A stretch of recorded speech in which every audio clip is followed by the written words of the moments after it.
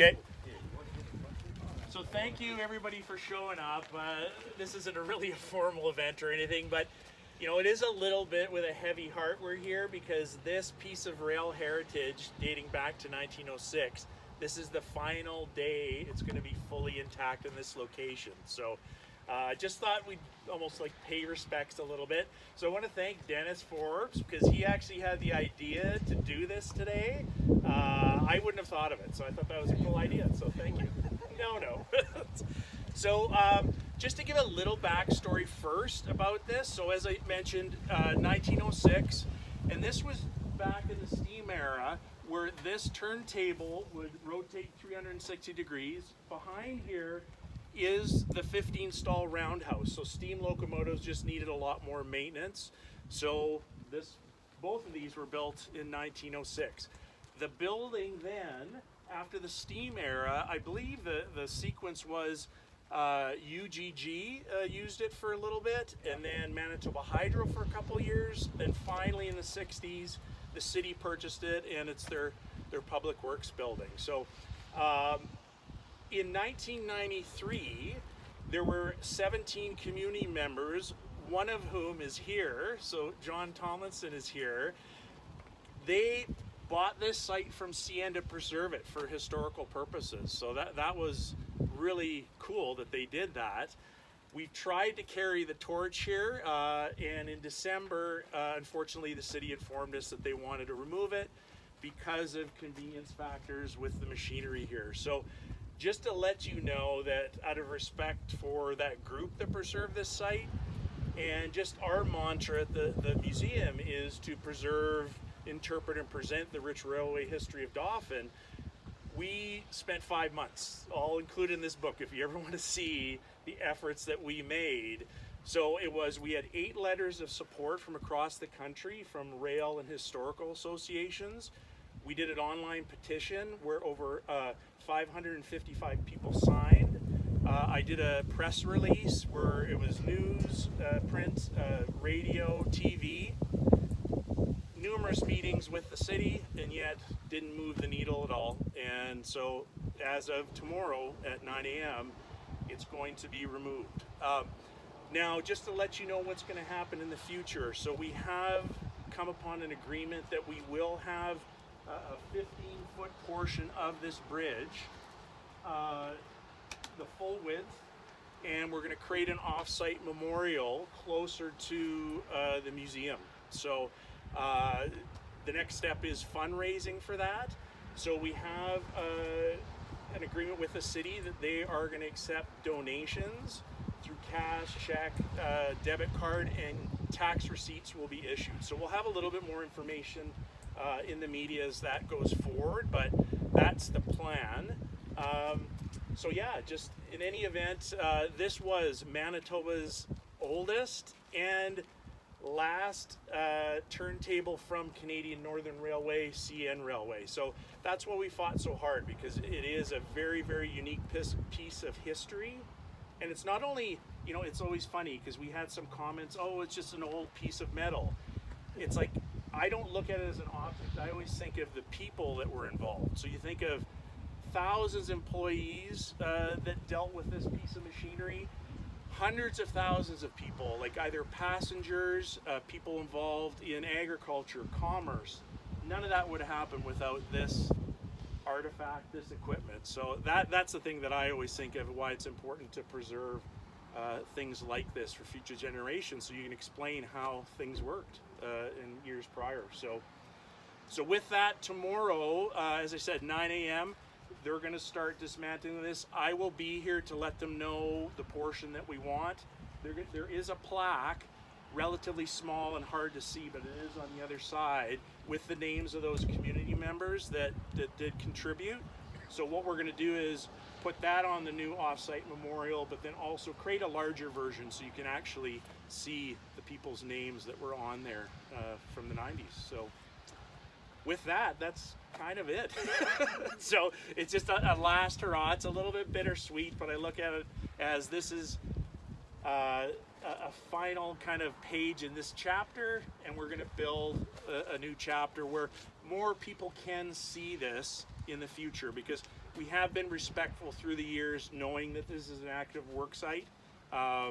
So it's more weekends, evenings, we'll send people out here to view it. But yeah, during weekday business hours, we've been reluctant to send people out here. So, but yeah, I just wanted to give a little bit of history, because when we did the online petition, there were folks, local folks, didn't even know this existed, partially because we don't promote it highly. So thank you for attending.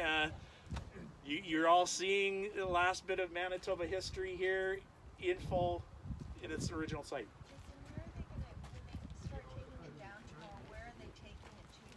The pieces that they're dismantling, or the piece that we want? No idea. Yeah, that would be a question for the city. But yeah, the parameters, it's 84 feet in length and in total 90 tons. So it's a large undertaking for sure. Are you going to have that part that drives the thing? Yes, yes. So that we want this end, right? So, and actually a little bit of the track that it rode on. Yeah. So yeah, this is the end that we want, but it'll be the full width, which is nice. And we've come up with renditions where maybe getting it sunk into the ground, have stairs either end. You can walk across it then, have some interpretive plaques. And we've got lots of pictures, which I was going to bring, but it was raining and I didn't now, showing the locomotives on the turntable. So this is where it always was. Yeah. It just went around. Yeah. So 1906. Yeah. So there were 15, and if you ever go on our Facebook or whatever, there's 15 huge doors. Yeah, so it's 15 stall. But from what I've read, this is kind of the furthest west you could get from Winnipeg before the steam locomotives needed maintenance. And as I said, given the date of 1906, you think of all the significant events. You think of the first immigration wave of Ukrainian immigrants, like when we had the Ukrainian festival last week. I've told so many people that if you have relatives of Ukrainian heritage, more than likely they came through Dauphin. Locomotives could have been put on this turntable at that point to go west.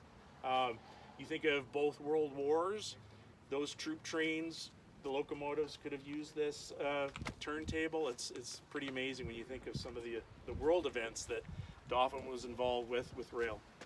Is there any video from the past of this? There is, yeah. Working? Yeah. There is, eh? We have color footage of 6060, which I can't remember. Is that a jack over there? But it's one of the larger steam locomotives in the CNR roster. So yeah, we've got video on there. It's pretty cool, and it says Dauphin.